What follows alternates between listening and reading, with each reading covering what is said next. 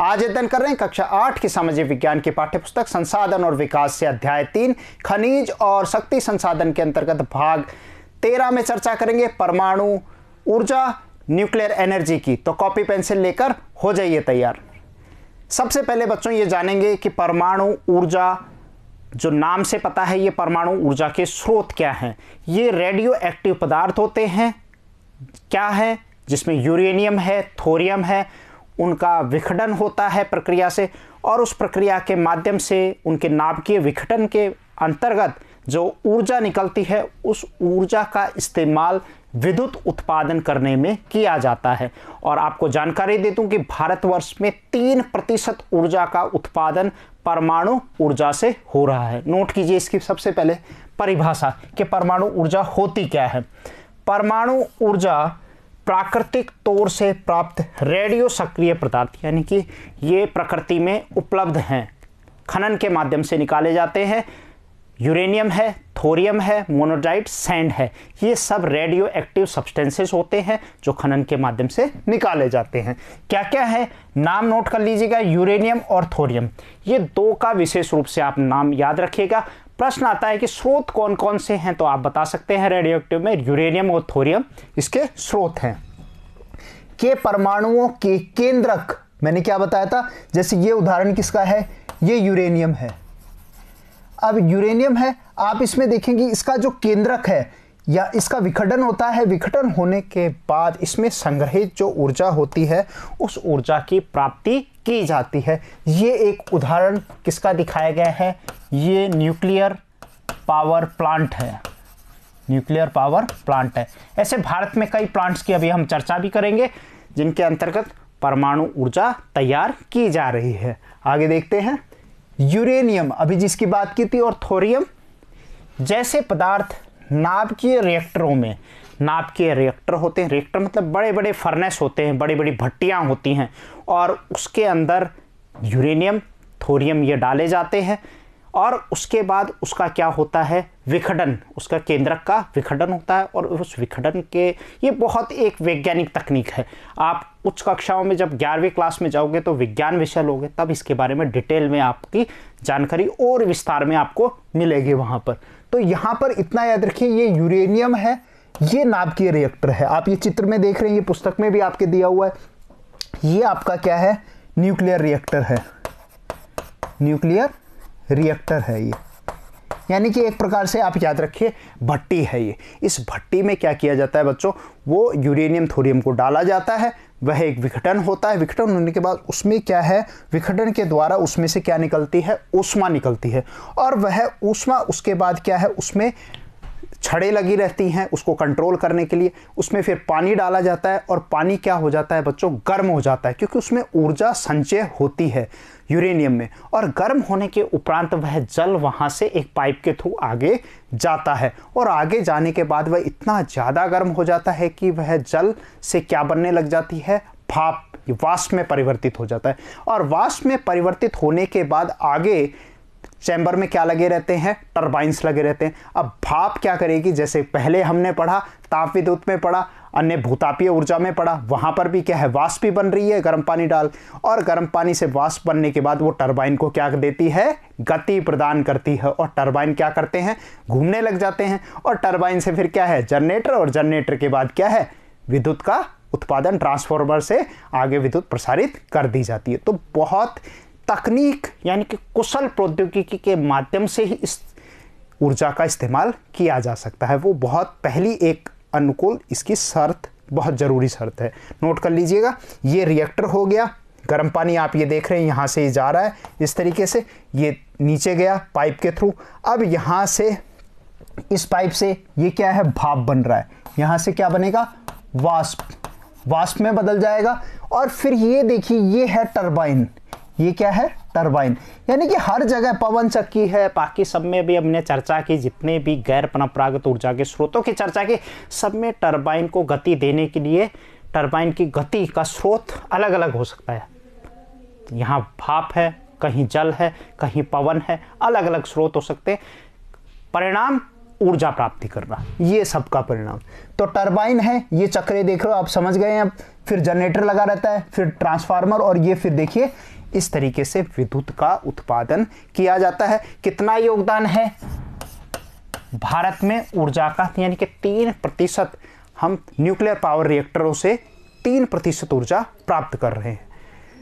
नाभिकीय विघटन से गुजरते हैं और उत्सर्जन ऊर्जा की प्राप्ति होती है। क्लियर हुआ? आगे चलते हैं। परमाणु ऊर्जा के सबसे बड़े उत्पादक विश्व स्तर पर अगर हम नज़र डालते हैं तो वहाँ पर संयुक्त राज्य अमेरिका है, कनाडा है, फ्रांस है, ये यूरोप के कुछ ऐसे देश हैं जो कि परमाणु ऊर्जा में उनका अच्छा प्रभाव है। खासकर आप देखेंगे संयुक्त राज्य अमेरिका, कनाडा का भी नाम लिख लीजिए, कनाडा है, और यूरोप में विशेष रूप से फ्रांस का नाम लिख लीजिए, जहां पर परमाणु ऊर्जा के क्या हैं, ये बड़े उत्पादकों में इनका नाम आता है। भारत के संदर्भ में अगर नज़र डाली जाए तो भारत में राजस्थान का आप नाम लिख सकते हैं, पर विशेष रूप से सर्वाधिक उत्पादन में अगर पूछा जाए तो झारखंड का जादूगोड़ा क्षेत्र है, जहां से सर्वाधिक यूरेनियम का उत्पादन हो रहा है, यूरेनियम थोरियम का जादूगोड़ा क्षेत्र। ये देखिए झारखंड का जादूगोड़ा क्षेत्र को ही प्रदर्शित किया गया है। ये जादूगोड़ा क्षेत्र है झारखंड का, कई बार इसका नाम जिक्र आ जाता है, जादूगोड़ा याद रखेंगे, झारखंड के अंदर। इसी भांति केरल के तट पर, केरल का जो भाग है आप ये देखेंगे, विशेष रूप से केरल वाला जो भाग है वहाँ पर हम नज़र डालें तो ये जो भाग है यहाँ पर क्या है, वहाँ पर मोनोजाइट, अभी हम पढ़ेंगे मोनोजाइट सैंड, बालू, उसके यहाँ पर क्या है, निक्षेप हैं। कहाँ पर? केरल के अंदर, केरला में, ठीक है। वहाँ से भी ये सबसे बड़े स्रोत हैं, वरना हमें कहाँ से मंगाना पड़ता है, करार करके हमने कनाडा से करार रख कर रखा है, जिसके माध्यम से हम वहाँ से शांति प्रयासों के लिए क्या करते हैं, परमाणु ऊर्जा का इस्तेमाल करते हैं। उसके तहत भारत में राजस्थान और झारखंड के पास यूरेनियम के क्या है, विशाल निक्षेप हैं। ये समझ गए? ये पूरा देखिए खनन के माध्यम से इसको निकाला जा रहा है। थोरियम विशाल मात्रा में केरल के मोनोजाइट बालू में पाए जाते हैं। अभी हमने बताया था केरल का जो मोनोजाइट बालू है उससे क्या प्राप्ति हो रही है, थोरियम की विशाल मात्रा केरल से प्राप्त हो रही है। तो ये भारत के प्रमुख क्षेत्र हैं। जादूगोड़ा का नाम याद रखिए, केरल का मोनोजाइट सैंड का नाम याद रखिए। इसके अलावा भारत में परमाणु ऊर्जा के केंद्र स्थापित किए गए थे। मैं आपका जानकारी दे दूं कि किस तरीके से 1948 में इसकी शुरुआत होती है। 1948 में डॉक्टर होमी जहांगीर भाभा का नाम आता है, जो father of nuclear power energy कहलाते हैं, यानी कि परमाणु ऊर्जा के पितामह कहलाते हैं डॉक्टर होमी जहांगीर भाभा। आप याद रखेंगे 1948 में जो डॉक्टर होमी जहांगीर भाभा, होमी जहांगीर भाभा, इनका प्रमुख था। भामा न्यूक्लियर पावर रिएक्टर इन्हीं के नाम से है। और उसके बाद 54 में और उसके उपरांत अप्सरा नाम का एक न्यूक्लियर, ट्रॉम्बे जो है मुंबई में, वहाँ पर अप्सरा नाम का एक रिएक्टर भी तैयार किया जाता है। और उसके उपरांत जो प्रथम न्यूक्लियर पावर प्रोडक्शन स्टार्ट होता है वह महाराष्ट्र का तारापुर है। 1969 याद रखिएगा, 1969 के अंदर तारापुर, जहाँ से ऊर्जा कहाँ पर है, ये महाराष्ट्र में है। महाराष्ट्र के अंदर तारापुर में सबसे पहले परमाणु केंद्र स्थापित कर दिया गया था। उसके उपरांत रावत भाटा है, रावत भाटा के बाद फिर नरोरा है, नरोरा के बाद कल्पकम है, कैगा है, काकरापारा है, कुमारिया है, जेतपुरा है। ऐसे कई परमाणु रिएक्टर भारत में कार्य कर रहे हैं। एक नज़र मानचित्र में इन पे देख लेते हैं कौन कौन से हैं। आप ये देखिए, 2 मिनट में अभी इसको बता देते हैं। आप ये देखिए, यहाँ पर विशेष रूप से हम बात करेंगे जो राजस्थान है। राजस्थान में आप लिख लीजिए, राजस्थान के अंदर, राजस्थान में रावत भाटा, इसको याद रखें, रावत भाटा को, राजस्थान में रावत भाटा। इसी तरीके से गुजरात का क्या है, गुजरात का याद करो, काकरा पारा, गुजरात का काकरा पारा। क्लियर? इसी तरीके से महाराष्ट्र में यहाँ पर आप लिखेंगे तारापुर, और अभी वर्तमान में नया स्थापित किया गया है, उसका नाम लिखेंगे जेतपुरा। जेतपुरा जो विश्व में सबसे बड़ा है, ये क्या है, सबसे बड़ा है, यानी कि 9200 मेगावाट ऊर्जा यहाँ से जेतपुरा से प्राप्त हो रही है। कहाँ है? रत्नागिरी महाराष्ट्र के जिले में ये स्थापित है। जेतपुरा का नाम विशेष रूप से याद रखेंगे। इसके अलावा आप याद कर सकते हैं कर्नाटक है, कर्नाटक के अंदर कैगा लिख सकते हैं, कैगा है। इसी तरीके से नीचे तमिलनाडु में चले जाइए, यहाँ पर क्या है, कुंडल कुलम याद रखेंगे। एक और नाम याद कर लो, कल्पकम याद रखेंगे, कल्पकम याद रखेंगे। यहाँ पर यूपी में आप लिख लीजिए नाम, यूपी के अंदर नाम लिख लीजिए नरोरा। और हरियाणा में एक नाम लिख लीजिए, हरियाणा के अंदर, हरियाणा में नाम लिख लीजिए कुम्हारिया, कुम्हारिया नाम लिख लीजिए। तो ये विशेष रूप से बुलंदशहर में है, क्या, नरोरा, ये यूपी में है। कहाँ पर? यूपी के अंदर बुलंदशहर। और ये जो कुम्हारिया है फतेहाबाद, ये सिरसा में हरियाणा में स्थापित है। तो कुल मिला के नज़र डालें तो ये भारत के प्रमुख ऊर्जा केंद्र है। तमिलनाडु में हमने कल्पकम की बात की, तमिलनाडु में कल्पकम हो गया। कहाँ पर है? तमिलनाडु में। महाराष्ट्र में तारापुर है, 1969 में कब किया गया? 1969 में पहला है। राजस्थान का रावत भाटा आप समझ गए।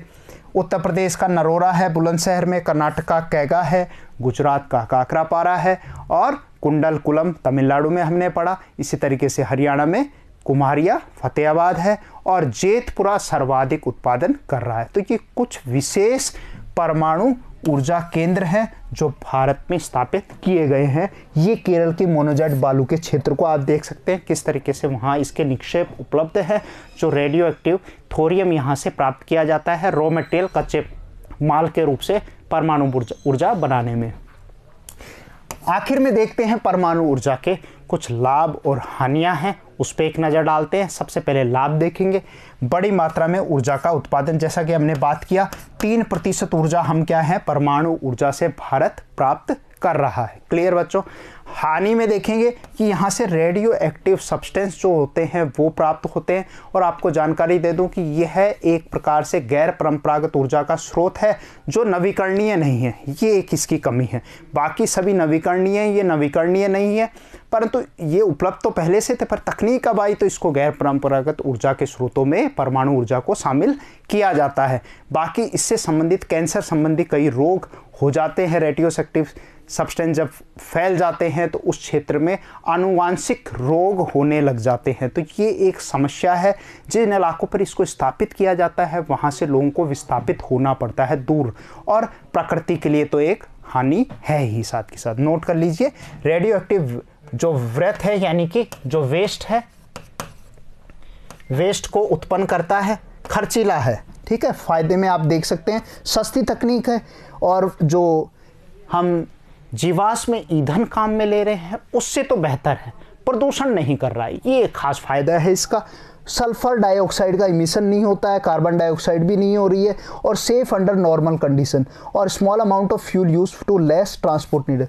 और ज़्यादातर दूर इलाकों पर कोई ईंधन की खर्चीला नहीं होता, इसको लाने ले जाने में इतना नहीं होता, तैयार होने के बाद तुरंत उसको विस्तारित कर दिया जाता है।